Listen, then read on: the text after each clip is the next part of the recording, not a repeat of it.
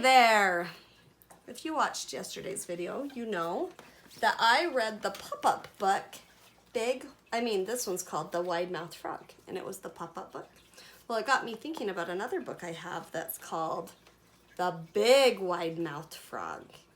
And I kind of wanted to read this one to see how it's the same and how it's different from this one. And one thing that's obviously different is this one's not a pop-up. See, it's a thin little book.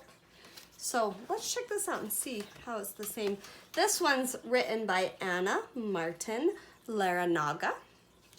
We're going to check this one out, see what we think. It's called The Big Wide-Mouthed Frog. Here we go. Once there was a big wide-mouthed frog with the biggest, widest mouth you ever did see. And one day that big wide-mouthed frog hopped off to see the world. The first creature he met had big thumping feet. "Hey, you big thumping feet, who are you and what do you eat?" shouted the wide-mouthed frog. "I'm a kangaroo," said Kangaroo, "and I eat grass." "Well, I'm a big wide-mouthed frog," shouted the wide-mouthed frog, "and I eat flies."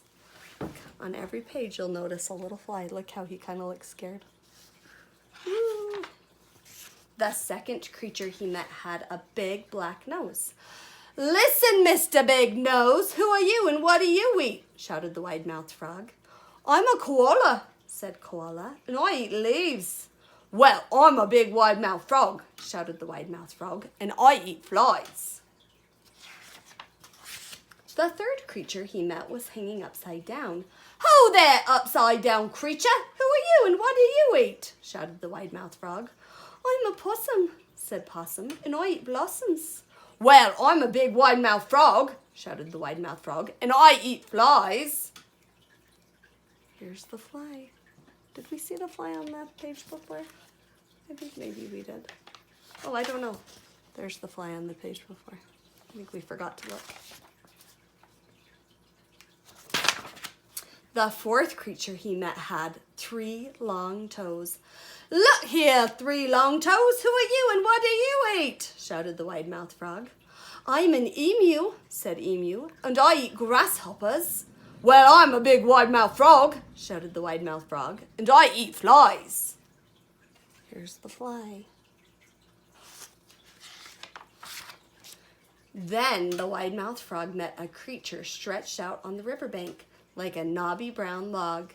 "Hey, knobby brown log, who are you and what do you eat?" shouted the wide-mouthed frog. There's the fly. Knobby brown log opened her mouth in a slow, wide, lazy smile.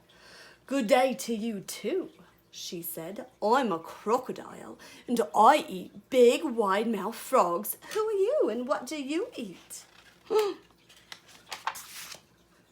"Me?" whispered the wide-mouthed frog, puckering his mouth into the smallest, narrowest mouth you ever did see. "I'm just a small, narrow-mouthed frog and I'm off!" We gotta look at that fly. We'll turn the page and look back at that fly. Look at that fly. He's kind of happy. And then on this page, the happiest little fly you ever did see, dancing on a lily pad. That big wide-mouthed frog's not gonna eat that fly today. And then on the last page, the fly is so happy, and the frog's hopping off into the sunset because she doesn't want to be eaten. He doesn't want to be eaten by that crocodile. So there you go. I like this version.